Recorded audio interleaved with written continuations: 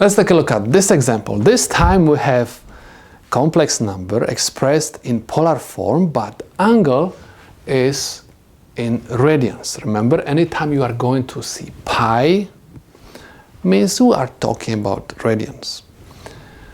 So, again, we are going to apply the following theorem.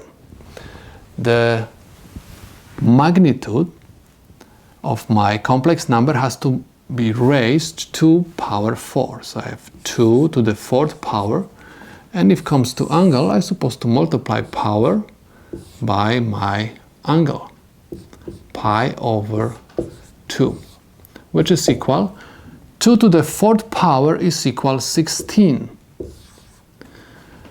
4 divided by 2 is going to give me 2, and I'm going to have angle 2 pi.